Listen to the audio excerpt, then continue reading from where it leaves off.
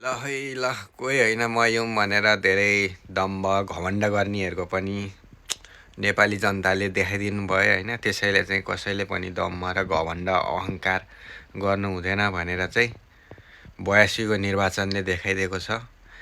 यो निर्वाचनबाट चाहिँ राजनीतिक दलहरूले ठुलो पाठ सिक्न पर्ने र कार्यकर्ताहरूले पनि नेतृत्वले गलत गर्दाखेरि चाहिँ खबरदारी गर्नुपर्दो रहेछ भनेर चाहिँ एउटा पाठ सिकेको छ। त्यसैले नेतृत्वले गलत गर्दाखेरि चाहिँ तपाईँ हामीले चाहिँ खबरदारी गर्न सक्नु पर्यो, होइन भने 5 वर्ष फेरि यही पनि अस्तित्व नरहला भनेर चाहिँ कता कता मलाई शङ्का लागिरहेछ होइन।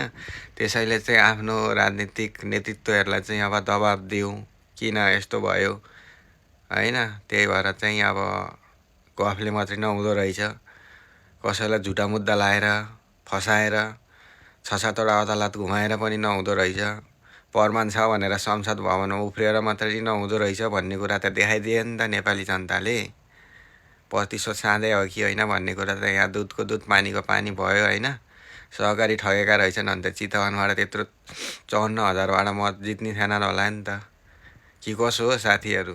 त्यसैले चाहिँ कसैको राजनीतिक दाउपेचमा राख्नको लागि चाहिँ जुन होइन झुटा मुद्दाहरू होइन सम्पत्ति शुद्धिकरण के लगाइएको थियो, त्यसको चाहिँ सबैजनाले राम्रै मूल्याङ्कन गर्नुभयो। मलाई नि खुसी लाग्यो, तपाईँहरूलाई नि खुसी लाग्यो होला भन्दै अबको हाम्रो नेपालको प्रधानमन्त्री कान्छा प्रधानमन्त्री बालेन्द्र शाह बालेन भन्दै हुनुहुन्छ, उहाँलाई चाहिँ प्रधानमन्त्रीको धेरै धेरै शुभकामना व्यक्त गर्न चाहन्छु।